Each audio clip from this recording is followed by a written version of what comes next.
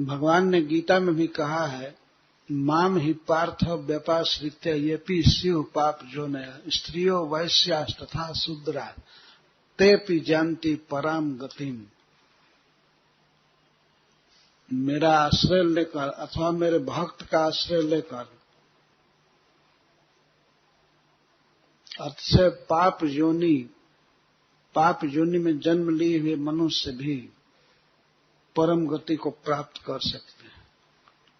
और फिर स्त्री या शूद्र प्राप्त करें तो क्या आश्चर्य है।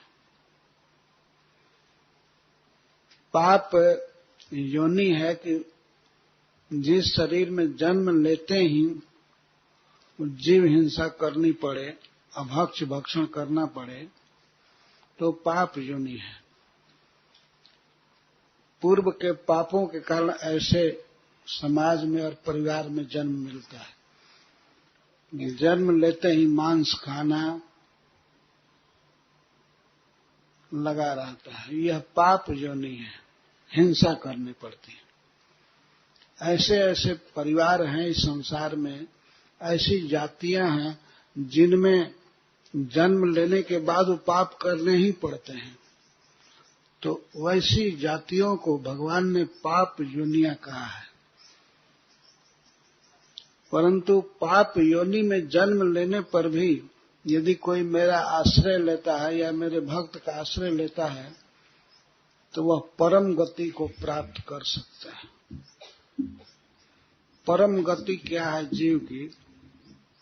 वो है वैकुंठ प्राप्ति। स्वर्ग जाना ये परागति नहीं है,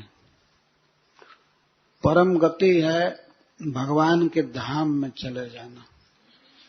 तो भगवान कहते हैं कि तेपि जानती पराम गतिम, वे भी सर्वश्रेष्ठ गति को, गंतव्य को प्राप्त करते हैं। इसी प्रकार श्री प्रहलाद महाराज कहते हैं, यदि मेरे वचनों में तुम श्रद्धा करोगे तो तुम्हारी बुद्धि भी भगवान कृष्ण को पकड़ लेगी, उनमें अनन्य रूप से लग जाएगी।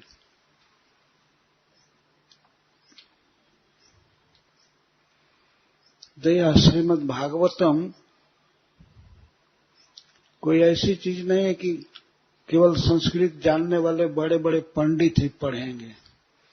बच्चों को भी पढ़ना चाहिए, स्त्रियों को भी पढ़ना चाहिए, क्योंकि यही प्रहलाद महाराज कहते हैं, स्त्री बाला नाम, स्त्री और बच्चों की बुद्धि भी भगवान में लग जाएगी, वे अहंकार से मुक्त हो जाएंगे।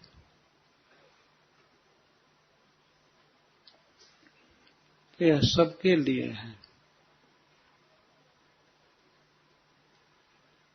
तो देह और आत्मा के भेद को बताकर देह में अहमता जो हो गई है और देहानुबंधी पदार्थों में मम बुद्धि हो गई है, इसको त्यागने की बात कही। और इसको प्रहलाद महाराज ने कहा ये असद भाव है, मिथ्या अभिमान। हम जो नहीं हैं अपने को वही मान लेते हैं, हम हड्डी हैं, हम चर्म हैं, हम शरीर हैं, इस प्रकार की भावना में फंस जाते हैं। ये बहुत भारी अज्ञान है और असत भाव है, ये हमेशा रहेगा भी नहीं। भाव बदलता रहता है। आज इस शरीर में है तो सोचते हैं कि ये मैं शरीर हूं, पर यह शरीर कुछ ही दिन के बाद छूट जाएगा, फिर दूसरे शरीर में जाएंगे, वहां भी अहम ममेति करते रहेंगे। कुत्ते के शरीर में भी आत्मा जाता है तो वहां भी उसको भावना होती है, मैं ये हूं और ये हमारा क्षेत्र है, यहाँ क्यों आया कोई, और अन्य कुत्तों से लड़ता रहता है। इसको श्रील प्रभुपाद जी पाश्विक बुद्धि कहे हैं। ये पशु की बुद्धि है। मनुष्य के बुद्धि में ऐसा विचार नहीं होना चाहिए। उसमें तो यह विचार ही निंदनीय है कि मैं यह देह हूं। मैं ब्रह्म हूँ, ब्रह्म की शक्ति का एक अंश हूँ, मैं उनका नित्य दास हूँ, इस प्रकार की भावना है न, हम भावना होना बहुत श्रेष्ठ विचार है।